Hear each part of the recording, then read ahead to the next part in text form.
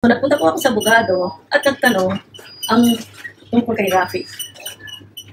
Sinabi ko po sa kanya na mahigit sa 7 years, hindi siya nagpapakita sa akin. At isa pa, nung kausap ko ang kanyang manager na si Mr. Viduya, ay sinabi sa akin ni Mr. Viduya na nakita niya si Rafi na 4 na katao ang kumuha sa kanya at sinakay sa van. At mula noon ay hindi na niya ito nakita. No, what is... Alam niya. Okay. Alam niya. So, the part ba umuwi pa siya? Tapos yung fifth month, dahil yung iniwan niya ako 5th month, diba? Hindi siya umuwi. okay. So, pumunta ako ng Isabela. Okay. So, doon ako, kaya nakarating ako ng Isabela. So, wala siya noon. And then, mayroon itong lady DJ. Makwento siya. Ngayon, sabi niya, ikaw palang asawa ni Rafi, sabi ko, oh. Alam mo, sabi niya, wala si Rafi rito, sabi niya. Marami siyang kinuwento sa akin. Marami siyang kinuwento sa akin. Although, isa na si Jocelyn doon. Okay. Pero, narinig ko na si Jocelyn. Nakita ko ng picture ni Jocelyn prior pagpunta ko ng Isabela. Meaning to say, kilala na rin niya pala si Jocelyn. Okay. Parang nagsabay. Nauna ka lang, pero pinagsabay din. Kasi, pumasok yung picture ni Jocelyn, nakita niyo, during pa ng Pregnancy, yung magkasama kami, nakasal kami. Okay. So then, tinanong ko sa kanya, so of course, dininay niya. Sino bang lalaki nga aminin niya yung totoo, di ba? Okay. So dininay niya, nag-away kami big time. So umalis ako, 4 o'clock ng umaga, the very next day. Hindi naman niya ako sinundan. Yun ang uli kong pagkikita namin. Nirespeto. Nire-respeto. So, only one yan. One and only. Pero lumunok kayo, sir. Dito, habang pinagmamalaki niya kung paano sila nagkita or nag-meet ni Miss Jocelyn Pua, hindi niya nabanggit na may asawa na siya. At ito ay si Miss Julie Licop. Nakalimutan na naman niya, nakasal na siya. Tandaan natin, inamin niya na disc-jockey siya sa Cauayan City, Isabela. Di ba dun nga sila nakikita ng kanyang asawang si Julie Licop pag dinadalaw siya? Pero sa kanyang kwento kay Miss Karen Davila, kinalimutan niya ulit or nakalimutan niya yung kwento ng buhay niya. Nakasal na pala siya noong 1982 pa kay Miss Julie Licop. Dumiretso yung kwento niya sa pagmimit nila bilang disc jockey siya sa Cauayan City, Isabela, at tapos niligawan niya ito at naging girlfriend niya. So it means habang may asawa siya, nanliligaw siya ng iba. Yan ay pag-amin ni Senator Rafi Tulfo mismo. Hindi ito gawa-gawa dahil siya mismo ang umamin sa interview na ito. So dalawa lang ibig sabihin nito, inutil ka o sinungaling ka? Mukha ring nakalimutan niya yung kwento tungkol sa di umano'y pagdukot sa kanya ng 4 na lalaki. Kaya siya biglang nawala. Dahil buntis ako yung 3rd month, sabi sa akin ng Mr. Biduya, nawawala si Rafi. Yun nga, ang alam niya, binugbog si Rafi, sinakay siya ng 4 na tao sa van. Okay. So may ganun storya. Totoo yun.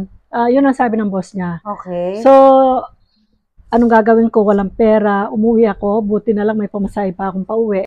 Dito sa interview kay Senator Rafi Tulfo, inamin ni Senator Rafi Tulfo na siya ay nagpunta ng US at tumagal siya roon ng 13 years. Wala, sa umpisa pa lang, nasa media na ako eh. Nag-umpisa ako, disc jockey ako way back sa mga probinsya. And then, after that, pumunta ako ng Amerika and then naging owner ako ng isang pizza parlor. And then, pagbalik ko rito, pumasok ko sa media. Nag-abroad pala po kayo? Nag-abroad ako ng 13 years. So, sa loob ng 13 years na siya ay nasa US, lumalabas na wala siyang naging komunikasyon kay Miss Julie Licop. Actually, kinukompute ko nga kung nagtutugma yung mga sinasabi ni Senator Rafi Tulfo. Dahil kung nawala siya noong 1983 or 1984, dahil si Miss Grandy ay ipinanganak noong 1984. Kung idadagdag natin ng 13 years, lumalabas na 1997 siya bumalik ng Pilipinas. Pero kung umalis naman siya noong 1983, so 1996, nandito na siya sa Pilipinas. Pero lumalabas naman sa kanyang work history na 1993 ay nasa isumbong mo kay Tulfo na siya bilang assistant ng kanyang kuya na si Ramon Tulfo. Kung 1993 ay nasa Pilipinas na siya, hindi kaya niya hinanap si Miss Julie Licop or ang kanyang anak na si Miss Grandy? Matatandaan natin na sa interview ni Tony Libayan, nakaalis ng Pilipinas si Miss Grandy ng taong 1995.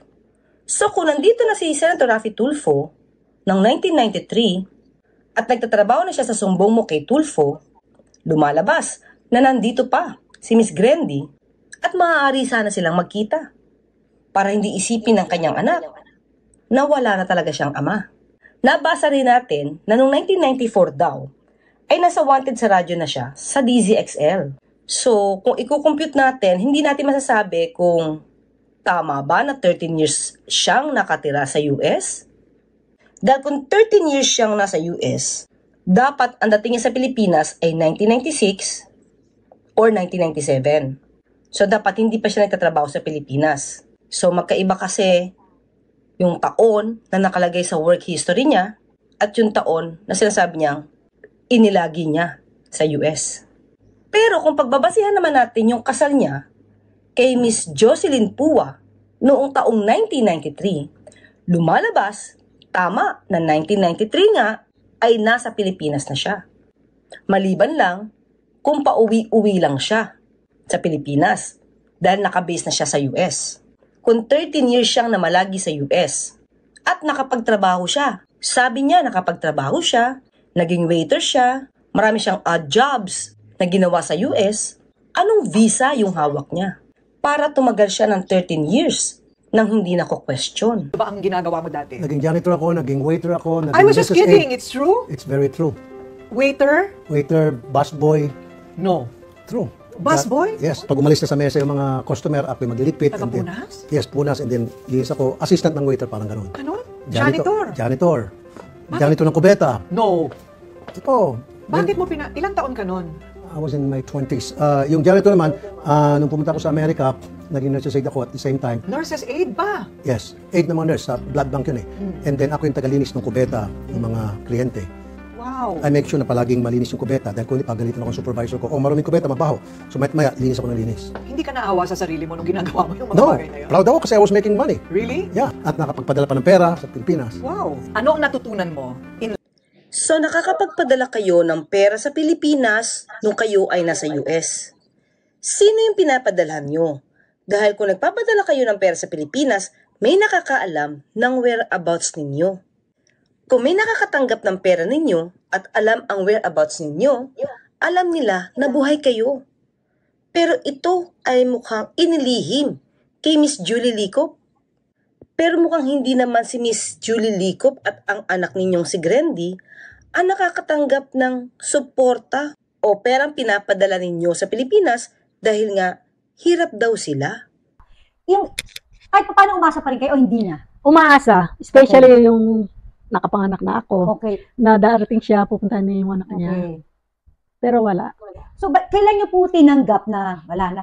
Hindi na magpapakita pala talaga? Years after years, yung nag-struggle kami ng, well, yung anak ko, kung paano yung daily Okay. life na kakainin, Okay. kung paano ko susuportahan yung anak ko dahil nga nakatira ako sa parents ko. Okay. Ang tatay ko practically ang bumibili ng, kasi nung mga anak ako, nagpa-daddy naman ako. Okay. Pero dahil nga mahirap kami, walang sustansya yung gakas. Okay.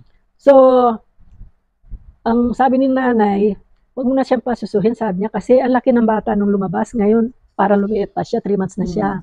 So, wala kang pambili ng powder. Hindi uso, well, sa mga mahirap, hindi uso yun. Milkmaid, yung, alam mo yung milkmaid? Oh, milkmaid, nabot ang ba yan? Condensed milk. Okay. So, yun, kung minsan nga, pag wala, pakuluan mo ng yung kanin ng sobrang So, are you tubig. saying, Miss Julie, na mahirap kayo dati? Mahirap pa kami sa daga.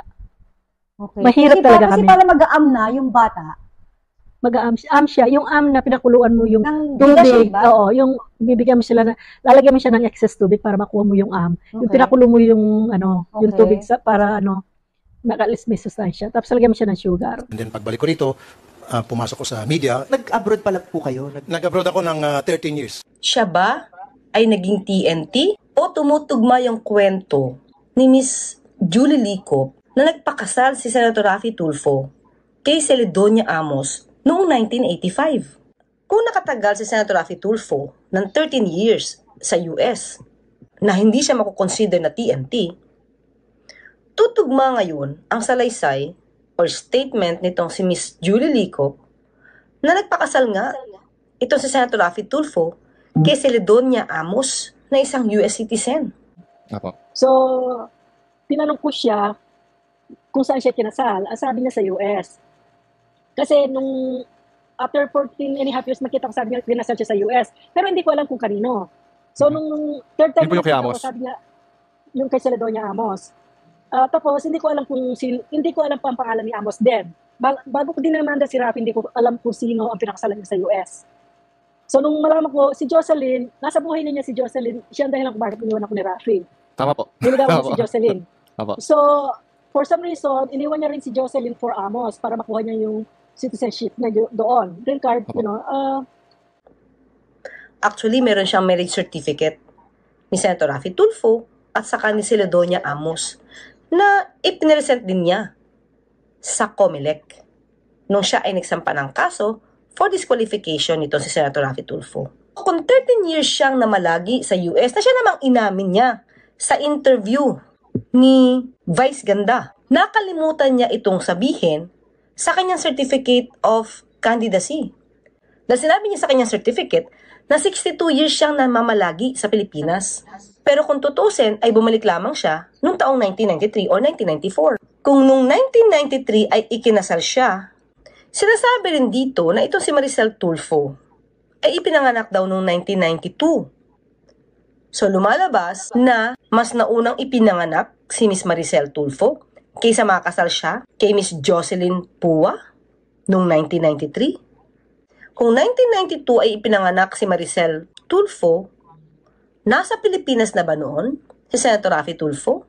O parehong nasa US noon si Congresswoman Jocelyn Pua at saka si Senator Raffy Tulfo? Paano kayang nakasal si Senator Raffy Tulfo kay Miss Jocelyn Pua kung hindi pa niya napapawalang bisa yung kasal niya kay Miss Julie Licop? Dahil kapag kumuha sila ng Senomar noon, lalabas na ang dahilan ng pagkakawalang bisa ng kanilang kasal ay hindi through annulment or nullity of marriage, but sa pamamagitan ng pagdeklara ng presumptive death ni Senator Raffy Tulfo. So kung hihingi siya ng marriage license, lalabas sa local civil registrar's office na buhay pala itong si Senator Raffy Tulfo. At hindi siya makukwalify makakuha ng marriage license. Kung ganun nga ang nangyari, malamang pinalabas nila na exempted sila sa pagkuha ng marriage license at nagli-live-in na sila ng 5 taon or higit pa bago sa nakatakdang kasal nila. Anyway, nauna ngang ipinanganak itong si Maricel Tulfo. Pero kung palalabasin nilang 5 taon na sila nagsasama bago sila ikinasal, saan sila tumira? Kung sinasabi ni Senator Raffy Tulfo na 13 years siya tumira sa Amerika. Nagsama ba sila sa US? Or nagawan lang ng paraan? Ito ay base lang sa mga salaysin nila sa mga interview na isasagawa. Sa interview ni Ms. Corina Sanchez, nabanggit niya yung kanyang mga odd jobs sa US.